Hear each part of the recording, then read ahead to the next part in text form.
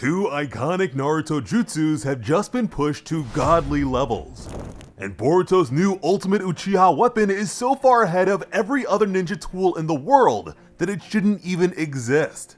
The cover of Boruto 2 Blue Vortex Chapter 27, titled Bet Your Life on It, features a colored image of Ino and Sai's son, Inojin. Daemon grabbed the backs of Sarada and Sumire's necks before either of them could make a move. Their lives were now in the palms of his hands. Then, he let them go. The two girls looked back in shock. Daemon looked at them with a wry smile. He figured that this should be enough to prove that he can kill the two of them faster than they can even blink. Sumire was speechless. Sarada paused before asking the boy why he didn't kill them. Ada responded by mentioning how strange it is that the two of them are unaffected by omnipotence influence, even though they're not Otsutsuki. Sarada wasn't sure herself. Ada wondered if it was because they're in love with Boruto, who is an Otsutsuki. But that convenient answer wasn't enough. After all, there are plenty of others inside and outside of the village who have strong emotional attachments to Boruto and Kawaki. If that was all it took to avoid the ability, then it would make sense for there to be more people like them out there. But Ada concluded that these two are the only exceptions. This left them with only one other possibility, that Ada must have excluded them from the influence of omnipotence. The two girls hadn't expected that at all. Ada elaborated that it must have been her unconscious desire for them to be exempt, so her ability obliged. Daemon was unmoved. Sumire wondered why Ada would have done such a thing, even unconsciously. The cyborg thought about it. Then she turned to Sarada and asked if she remembered something she said in the past. Sarada considered the question. Years ago, she suggested that the three of them just be ordinary friends. They all silently remembered the past. Ada admitted that the idea made her really happy since it's something that she wanted for as long as she can remember. Something she longed for even before she met the two of them in person. Sumire seemed to register the implication that Ada wanted to be friends with them before meeting on account of her Senrigan. Ada wondered if that desire came about because they were all in love with an Otsutsuki. She wasn't entirely sure. But ultimately, their bond was a sort of normal interpersonal relationship that she wished for. Sarada was listening closely. Ada clarified that she doesn't expect either of them to try to hurt her. And furthermore, she honestly wouldn't mind if they were the ones to kill her. The two girls felt the weight of that admission. Sarada gripped Sumire's hand, catching Daemon's attention. Sarada pulled Sumire along with her. Daemon observed their movements. Then Sarada forced herself and Sumire into a group hug with Ada. Everyone was speechless. Sarada let the embrace sink in. She brought up the fact that she's never heard of a mutual life or death friendship before. Ada looked at her. If that was the case, then she wondered what the purpose of the bold hug was. Sarada replied that it's proof of her resolve and friendship. Sumire processed her words. Then she too held Ada closer. Sumire added that she's not against the idea of risking her life for friendship. In fact, she finds the idea to be pretty exciting. Ada looked at her and accepted her feelings. Raising her hands, she thanked the two of them. Daemon was somewhat astonished. Ada gently held their heads close. She expressed her pleasure towards knowing her dear friends. And this was something that they all needed. Daemon smiled at the exchange. Elsewhere, Kashin Koji explained that Mamushi's signature ability is division. Inojin wondered what he meant. The Toad Sage added that there is virtually no limit to how many duplicates the monster can create. Boruto wondered if they were anything like shadow clones. Kashin Koji's response was that they are very different. Namely, that each duplicate is a real Mamushi. There is no division of chakra, power, or physical strength. Shikamaru was disturbed by the thought of full power clones with no limits. But Kashin Koji added that duplication's flaw is that the more he creates, the lower their collective intelligence becomes. Boruto thought about that. What's more is that Mamushi's sense of pain becomes duller while his behavior becomes simpler. So in order to win, they would need to take full advantage of these weaknesses. Shikamaru figured that their best chance at victory would be to wait until the duplicates become dumb enough for them to kill them all in one fell swoop. And that is exactly what Kashin Koji had in mind. But there was one more very important detail. They would have to destroy both of Mamushi's eyes, as duplicates without eyes would be unable to continue dividing. Inojin was surprised by that, and this would need to be done carefully since a decrease to their numbers would boost the intelligence of those that remain. Shikamaru understood that leaving any of them alive would make the rest even harder to handle. But if the enemy increases their numbers too much, then they would be overrun. Kashin Koji let him know that the ideal headcount would be somewhere between 20 to 30, because at that point, they would be like a pack of dangerous animals. Cutting them all down in one go would be their best bet. And knowing that Kashin Koji has gained this intelligence through alternate timelines, it's kinda crazy to imagine what they must have gone through to gather this intelligence in those timelines.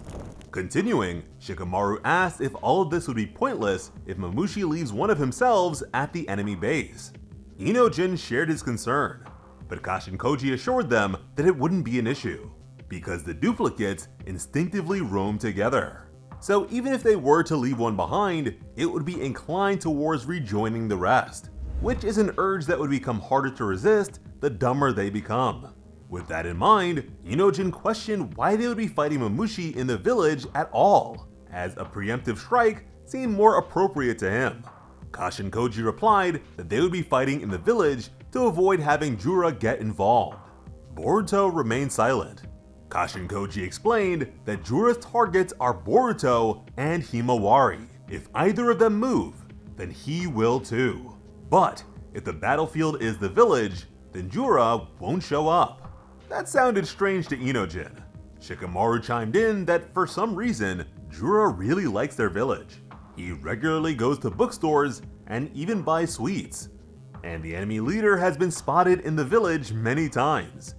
Somehow, this was the first time Inojin had heard about the monster's presence, which I would have otherwise imagined to be the talk of the town. At this very moment, in fact, Jura was enjoying some dango and tea outside of a local eatery. The human god tree was quite the sight to behold, but was totally unfazed by the staring villagers. Inojin was in disbelief. Shikamaru let him know that the sensory unit has been reporting all sightings, but have no choice but to leave him be. The village police were ordered to keep their distance from him too. According to Kashin Koji, Jura is against anyone causing trouble in Konoha. So to avoid pissing Jura off, Mamushi will do his best to avoid unnecessary destruction. Boruto questioned if that would still be the case if Mamushi becomes an idiot. The answer to that is that Mamushi's fear and obedience towards Jura is instinctive, so it won't go away no matter how dumb he becomes. And unfortunately, the same goes for his desire towards Ada. So the only way they'd be able to fight Mamushi alone would be to do so in the middle of the village. Now Inojin understood. Kashin Koji looked in his direction. He also let the boy know that they would need him to master a new jutsu. That surprised the kid even more, while Boruto was as stoic as ever. Apparently, Inojin mastering a superior version of the mind transmission jutsu would be the key to their victory against Mamushi. In fact, it's the real reason they decided to include him in the first place. Inojin was still processing his words. Kashin Koji let him know that Mamushi would appear in the village in about a week or less. So with time against them, he would need to not only learn, but perfect the jutsu in 2 days. Inojin wasn't so sure he'd be able to figure out some unknown jutsu in just 48 hours.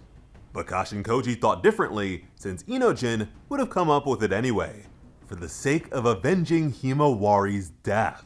Inojin froze. Shikamaru stiffened.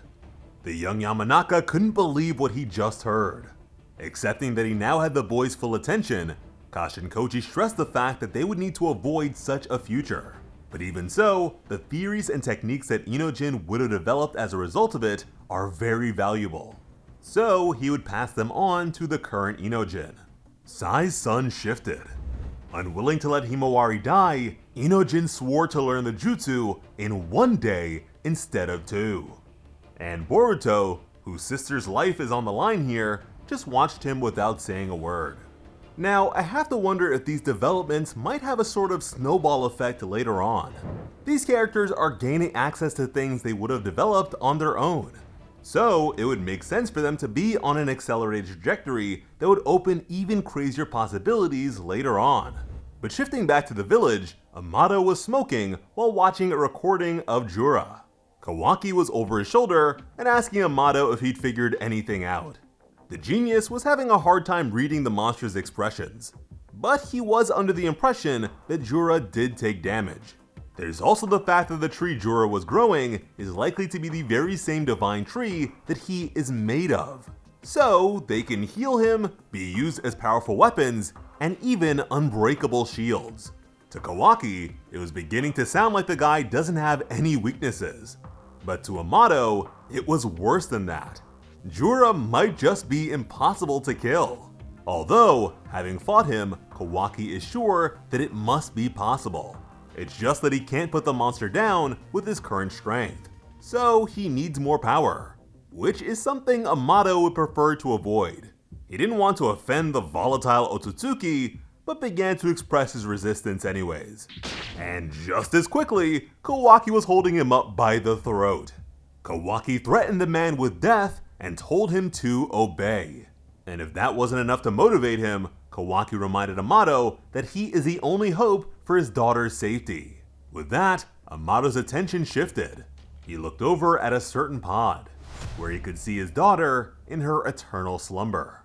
Kawaki dropped him. Amato took a moment to catch his breath. Then he shouted that Kawaki's body couldn't handle much more. Fighting Jura wouldn't be possible if the boy ends up self-destructing before then. But Kawaki doesn't care. He won't save Amato's daughter until all of their enemies are dealt with. So if Amato ever wants to see her again, then he'd better get with the program. According to Kawaki, he has no other choice but to accept the gamble. So it looks like Amato is all out of options. Elsewhere, Konohamaru was in the midst of being interrogated. He exclaimed that previously he was in the middle of interrogating Boruto as per his orders. Lord Kobu, the Fire Daimyo's personal chamberlain, was unmoved.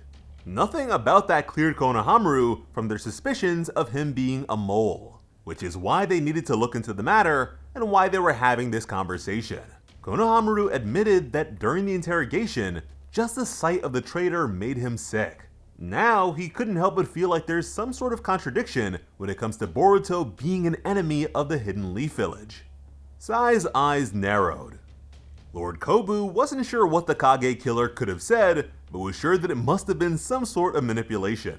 But more than that, he couldn't believe that the Jonin would say such a thing, considering the circumstances he was now facing. He wondered if the man understood the situation he's in. Konohamaru grimaced. If Lord Kobu was nice, he'd chalk up the third Hokage's son to being naive. But more honestly, he'd call the guy an idiot. And because of that, he doesn't really fit the bill for a mole. So Lord Kobu concluded that someone else must have helped Boruto escape. Just then, Shikamaru connected to Konohamaru's mind and told him only to respond mentally. Konohamaru was shocked to hear him.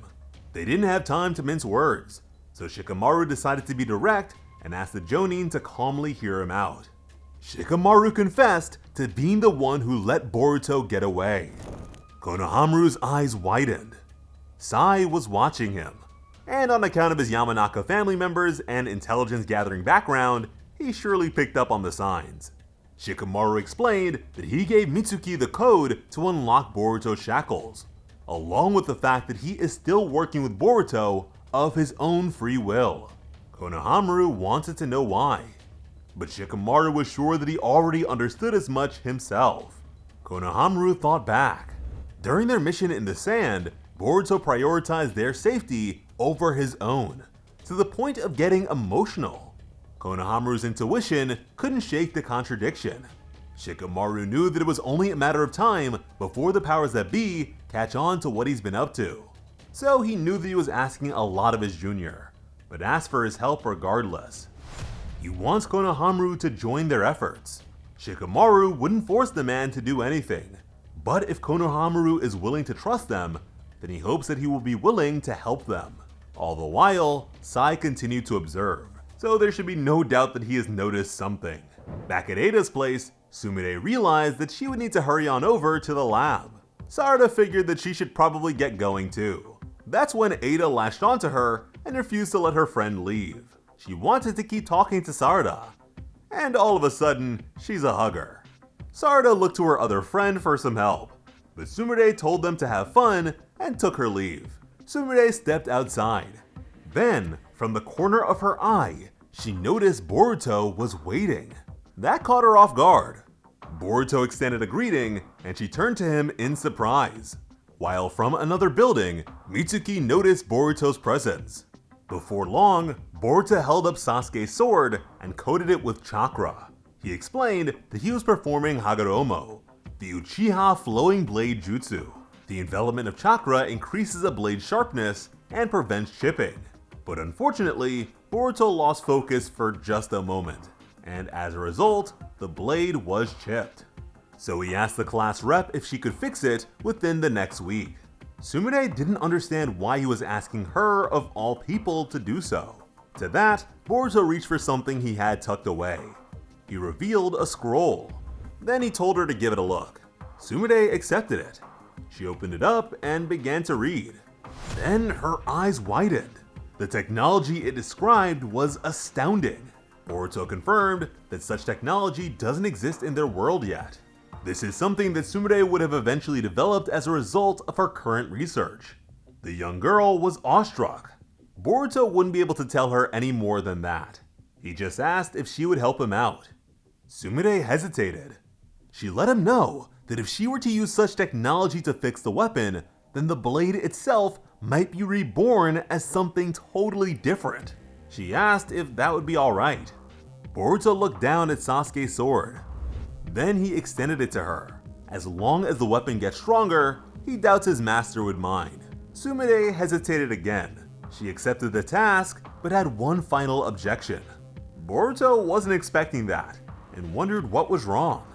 His former classmate found her resolve. She told him to stop calling her class rep and use her name instead. Boruto's surprise actually softened his expression for a moment. He was a bit confused, but Sumire giggled and ran off. She promised to make the blade great and told him to look forward to it. Yeah, the stern-faced Boruto was totally thrown off. Now, Sumire's mention of a reborn blade is really exciting. If Kashin Koji bothered to include this, then it must be of vital importance. One of, if not the coolest weapon in the history of this franchise is easily Samehara, the living shark skin weapon. That chakra-devouring blade made Kisame a tailed beast without a tail. So if we're talking about a weapon that is beyond anything that currently exists, then that has to be the bar. For me, whatever Sasuke's blade will be turned into has to at least be on par with one of the 7 swords of the mist. And the specification of the flowing blade jutsu emphasizes the importance of chakra manipulation here. But after that, we fast forward to several days later. And here, several figures made their way onto the walls of the village. They all wondered where Ada might be hiding. 5 Mamushi duplicates have assembled, and one of them insisted that the others remember to keep their chakra signatures hidden so no perverts are able to catch them in the act. So you already know that the next chapter is going to be full of action and crazy reveals. So if you have any ideas for how these future-based developments will turn out, please let us know in the comments. As always, I'm Slice of Otaku. Thank you all so much for watching and have an awesome day. I love you.